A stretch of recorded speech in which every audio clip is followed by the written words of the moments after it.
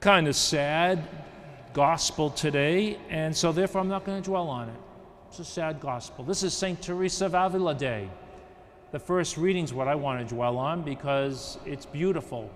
It's from the beginning of St. Paul's letter to the Ephesians, proclaimed by my brother priest, Father James DeLucio, who I was thinking as James was reading, we've known each other now 33 years. We met 33 years ago up in New Jersey at the Paulist Fathers Novitiate.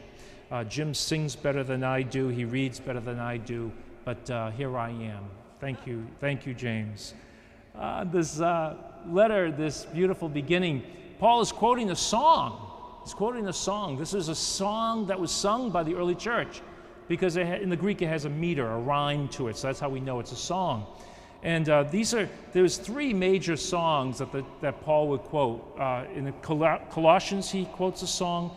Philippians, what's called the self-emptying psalm, or kenosis in the Greek, and this one here in Ephesians. When I was a good little seminarian, before I joined the Paulist Fathers, I was studying to be a priest in Boston. I set out to memorize all those songs so that I knew them and I was better than the others. I will tell you, the old version of these translations are different from the one we have now in church. I prefer the old. But one thing that is lacking in both, and that is in the original translation as we know it, Paul, when he's writing to his Ephesian community, he tells them that God has chosen us from the very beginning, and he chose us to be holy and without blame or without blemish.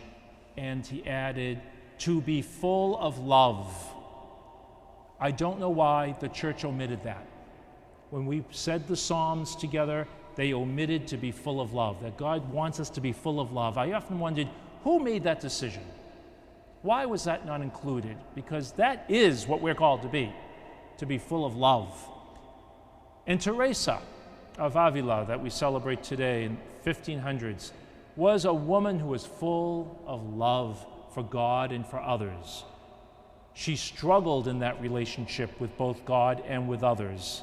There's many stories told, and she told them on herself about her own imperfections, how she would get very frustrated with her own sisters in her community. You see, when she joined the order, they were originally for wealthy young ladies, and they were like a tea time. They were social, teaching them proper etiquette and how to behave. She changed all that.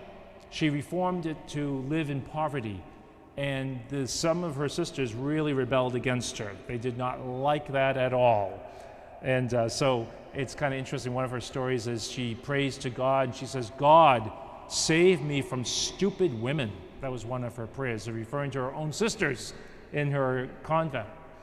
Another beautiful story of her is where she encountered Jesus in one of her visions. She had visions from time to time, these wonderful mystical visions. And in one of her visions, she encountered Jesus. And Jesus spoke to her and said, who are you?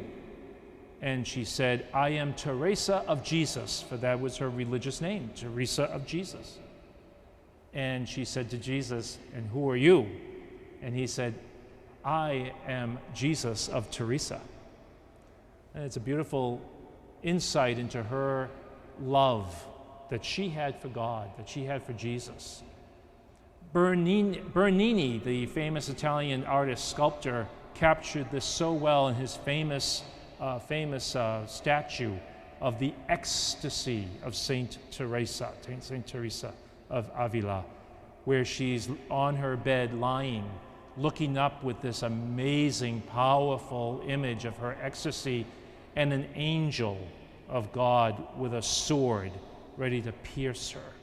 And it's a sense of not fear, but of intense emotion, intense feeling.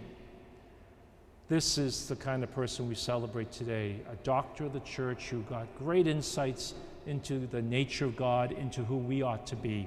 So we give thanks to God for her legacy that lives on in the Carmelite sisters and the Carmelite brothers and fathers, with their attention to prayer, with their attention to poverty, and to teaching about God.